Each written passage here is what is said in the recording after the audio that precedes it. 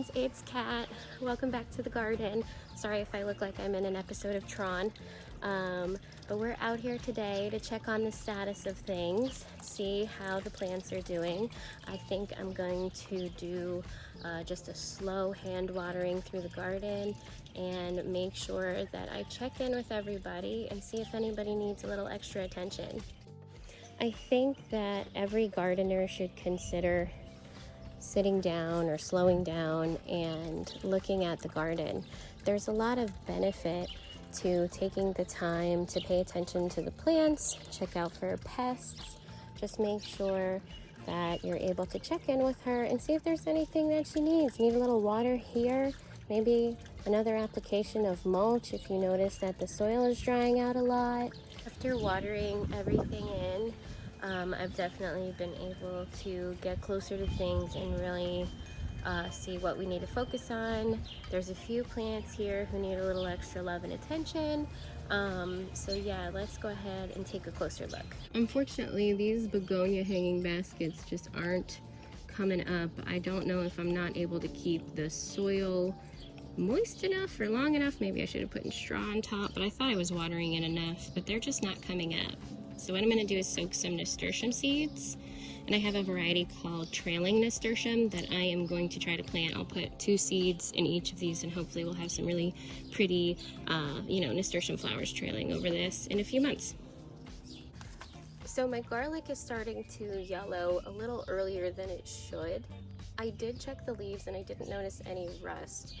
Rust could be a potential cause for garlic leaves to start to die off earlier in the season. These should be thriving until maybe end of June, beginning of July. They still have a while to go.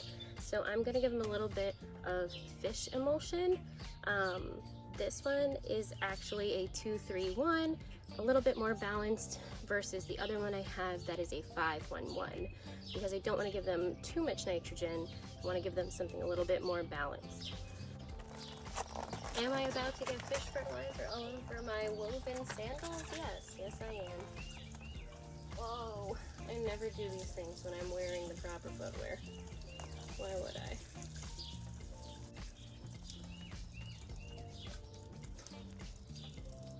Well, we'll know soon enough if that fish fertilizer is going to do anything. In the next few weeks, the leaves, the new growth that it puts off should be a little bit more green, and hopefully they will size up into decent sized garlic cloves for us. Last year, and I had enough success here in these raised beds.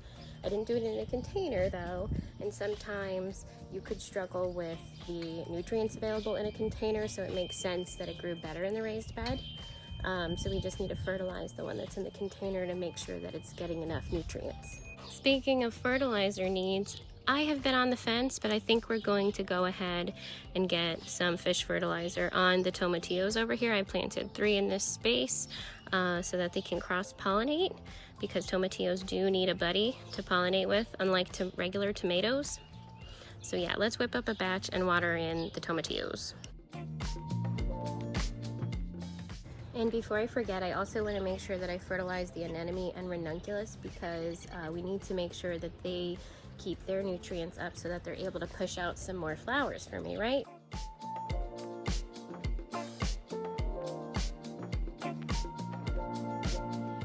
I have definitely been erring on the side of drier with those ranunculus.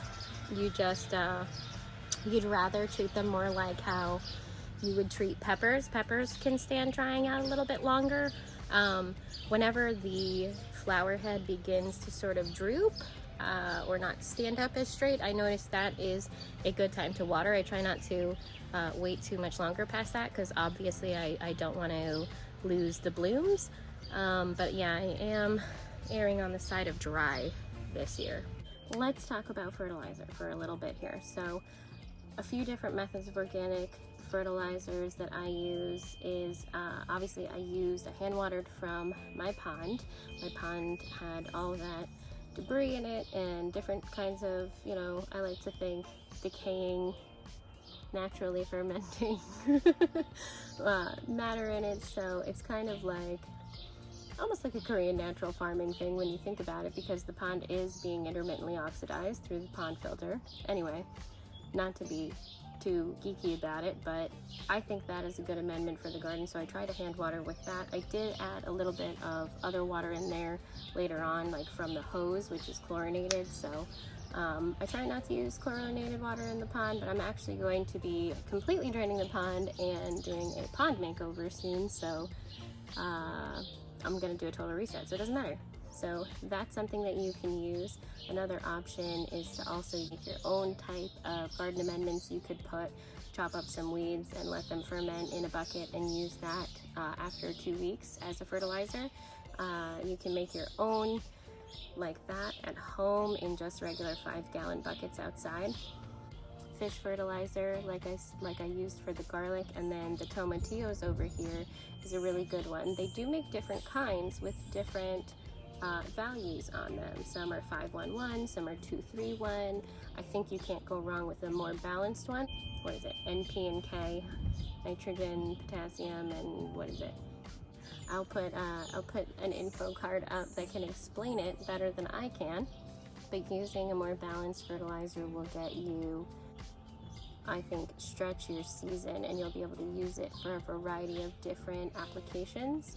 Whereas something that is very high nitrogen, you're not going to want to use high nitrogen fertilizers at different stages with a variety of your plants. So if they're at a fruiting stage, you don't really want to put fruiting, or a bulbing stage, right? You don't want to put a lot of nitrogen into the plant. Nitrogen is for leaf growth. So for the early stage of garlic, where I really still need it to focus on foliage, that would have been fine. Or even these tomatillos, where again, I'm really more concerned with them worrying about their own foliage than fruiting. Using a high nitrogen fertilizer would also be fine. I just happen to have a balanced one available, and that's what I used. In general, because I am trying to have a more natural approach with my garden, I don't personally use synthetic fertilizers. If you do choose to use store-bought synthetic fertilizers, that when you mix them, they look blue, those kinds from like Miracle Grow and things, read the instructions, use them exactly as intended. In fact, you might want to half or quarter them depending on how large your plants are.